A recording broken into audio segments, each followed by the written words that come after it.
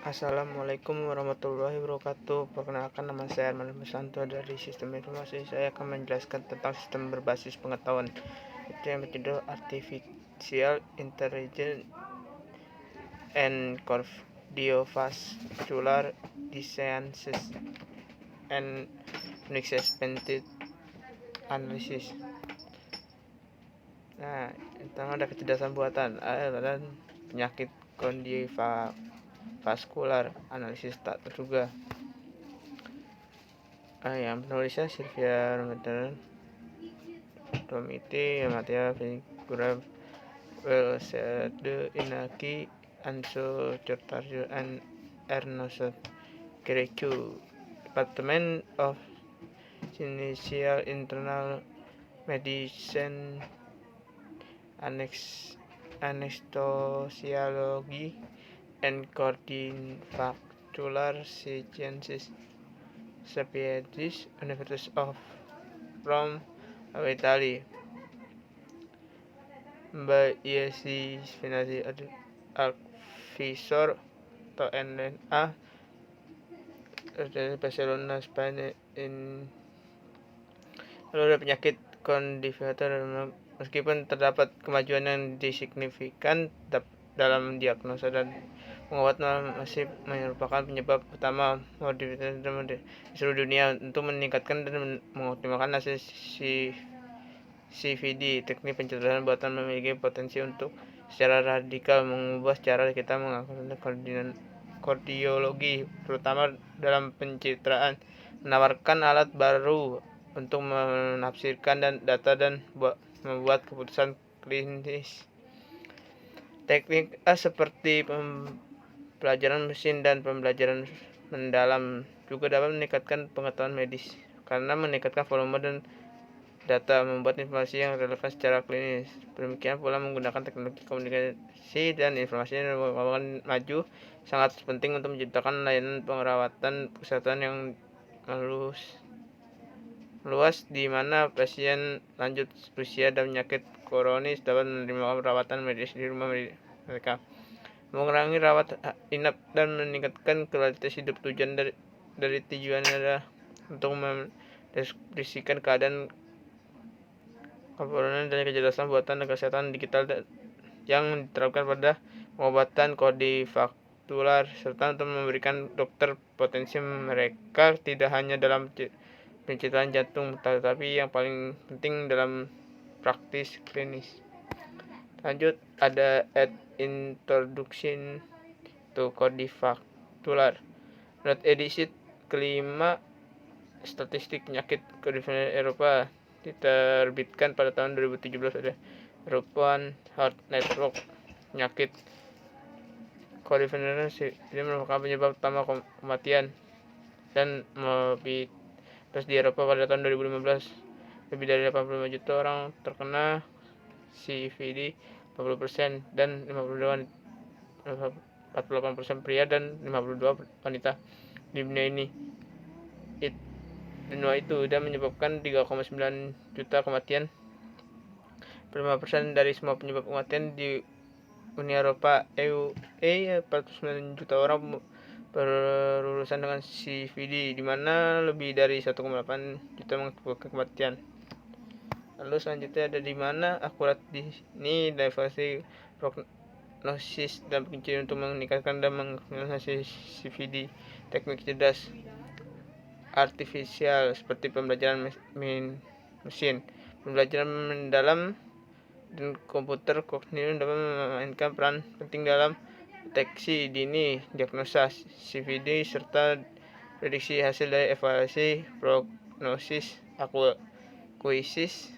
Data yang tersebar luas dari catatan kesehatan elektronik telah menghasilkan kumpulan data yang sangat besar yang membutuhkan teknik AI untuk menginterpretasikan. Lalu ada teknik AI juga dapat membantu dokter untuk membuat keputusan klinis yang lebih baik, yang memungkinkan deteksi dini difungsikan organ subklinis, lalu menggunakan informasi yang relevan secara klinis dan dapat ditemukan dalam sebuah jumlah besar data dengan demikian meningkatkan kualitas dan efisien pemberian layanan kesehatan. Lalu ada what is artificial intelligence. Kecerdasan artifisial adalah sistem komputer yang mampu melakukan tugas-tugas yang biasanya membutuhkan kecerdasan manusia seperti menerima persepsi dari lingkungan dan melakukan tindakan menggunakan algoritma.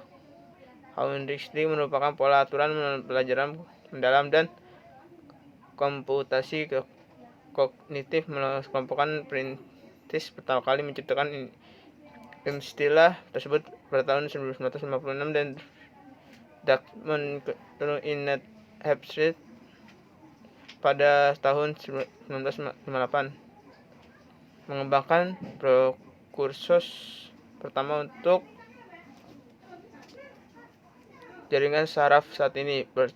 Perceptor membuat model otak untuk pembelajaran kelas diner yang sempurna pada tahun 1986, menjelaskan prosedur pembelajaran baru, propagasi balik untuk jaringan unit mirip neuron yang dapat mempelajari fungsi apapun.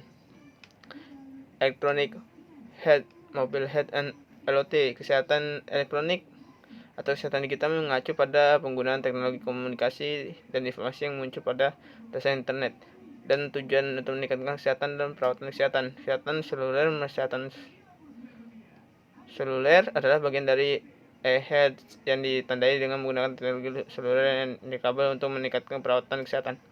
Internet plus INGS, Internet of INGS, IoT adalah jaringan objek fisik, perangkat, kendaraan, gedung, dan item lain yang tertanam dengan elektronik, perangkat lunak yang sensor, konektivitas jaringan yang mungkin mengumpulkan dan mempertukar data. Dalam hal ini mengacu CVD perangkat seluler dengan menjanjikan bersama berkat aplikasi pemantauan makanan otomatis, pemantauan aktivitas fisik dan kemampuan tekanan darah.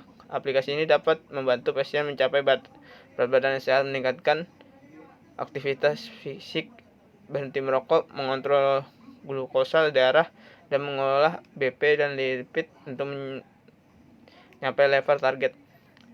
Lalu ada pekerja sama dengan Stanford Medicine berhasil melakukan studi penulisan untuk mengevaluasi pada Apple Health Study app. Medis seluler menganalisis data denyut tadi dapat menggunakan data yang dikumpulkan di Apple Watch untuk mengidentifikasi irama jantung yang tidak teratur. Adalah studi yang melakukan jalan menuju studi pragmatis berskala besar yang baru di mana hasil dan temuan data nilai secara andalan dengan perangkat milik pengguna. MHealth menjadi juga penting dalam pengobatan kardiovaskular dengan mengembangkan perangkat komputer portabel dan perangkat penciptaan jantung miniatur. Selain ini, data besar dari MHealth dan TeleDNet dapat diintegrasikan dengan teknik mampu ahli jantung membuat keputusan klinis yang lebih baik. Teknik seperti pembelajaran mesin, pembelajaran mendalam, dan berkomputasi kognitif memiliki potensi untuk mengubah cara praktik kedokteran, kardiologi, dan koordinat vaskular.